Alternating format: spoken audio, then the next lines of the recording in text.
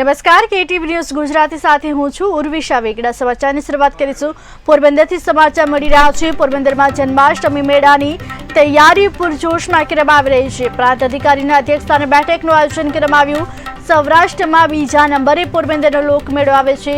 પ્રાંત અધિકારીની અધ્યક્ષતામાં મેળા કમિટીની રચના કરવામાં આવી। કલેક્ટર કચેરી અધિકારીઓ સાથે મહત્વની બેઠકનું આયોજન કરવામાં આવ્યું। આ વર્ષે લોકોની સેફટી પર વધુ ભાર મૂકવામાં આવશે। પોરબંદરના લોકમેળાને લઈ જોરશોરમાં તૈયારીઓ કરવામાં આવી રહી છે। કલેક્ટર કચેરી અધિકારીઓ સાથે મહત્વની બેઠક યોજાઈ હતી, ત્યારે પ્રાંત અધિકારીના અધ્યક્ષસ્થાને બેઠકનું આયોજન કરવામાં આવ્યું હતું। પોરબંદરમાં જન્માષ્ટમીના મેળાને લઈ તૈયારી પૂરજોશમાં કરવામાં આવી રહી છે। પ્રાંત અધિકારીના અધ્યક્ષસ્થાને બેઠકનું આયોજન કરવામાં આવ્યું। સૌરાષ્ટ્રમાં બીજા નંબરે પોરબંદરનો લોકમેળો આવે છે।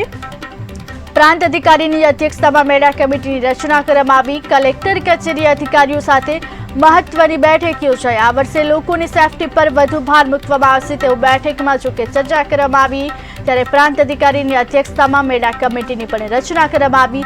સૌરાષ્ટ્રમાં બીજા નંબરે પોરબંદરનો લોકમેળો આવે છે, ત્યારે પોરબંદરમાં જન્માષ્ટમી મેળાની તૈયારી પૂરજોશમાં કરવામાં આવી છે। વધુ વિગત સાથે સંવાદદાતા અશ્વિન ઠકરાર જોડાયા છે। જી અશ્વિન, પોરબંદરમાં જન્માષ્ટમીના મેળાને લઈને પૂરજોશમાં તૈયારી કરવામાં આવી રહી છે, એક બેઠકનું પણ આયોજન કરવામાં આવ્યું હતું, શું છે વધુ વિગત? જન્માષ્ટમીના લોકમેળાની જે તૈયારી ચાલી છે તેમાં તૈયારીના ભાગરૂપે જે ગઈકાલે નકશાની કામગીરી છે તે પૂર્ણ કરી દેવામાં આવી છે અને 3-5 દિવસનો જે લોકમેળો છે તે યોજાવાનો છે। ક્વોલિટીને લઈને જે સરકારે ખાસ વાત કરી છે કે કોઈ પણ જાતની જાનહાની ન બને। રાજકોટના અગ્નિકાંડ બાદ જે સુરક્ષા વ્યવસ્થા જાળવવાની છે તે બાબતે પણ જાણકારી આપી છે।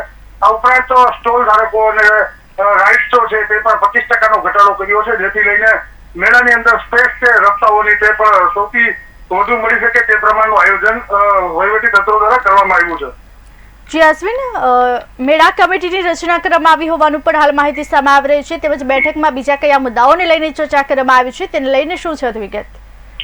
દર વખતે નગરપાલિકા ઉપર આમ તો લોકમેળાને લઈને ભ્રષ્ટાચારના આક્ષેપ થતા હોય છે। સૌથી મોટો ભ્રષ્ટાચાર પોરબંદર નગરપાલિકાના જે સત્તાધીશો છે તે કરતા હોય છે। તે પ્રમાણે આ વખતે લોકમેળાની ખાસ એક કમિટીનું આયોજન કરવામાં આવ્યું છે અને લોકમેળા કમિટીમાં પ્રાંત અધિકારીઓને પણ આ જવાબદારીઓ સોંપવામાં આવી છે। સંપૂર્ણપણે મેળો છે દર વખતે ડ્રો સિસ્ટમથી કરવામાં આવતો હતો। આ વખતે તમામ જે વેપારીઓ છે તેને જે હરાજીના ભાગરૂપે જે સ્ટોલ ધારકો છે રાઇડની જગ્યાઓ છે તે હરાજીના ભાગરૂપે મળશે, જેને લઈને ભ્રષ્ટાચારના આક્ષેપો છે તેમાં પણ પ્રમાણ મૂકી શકાય।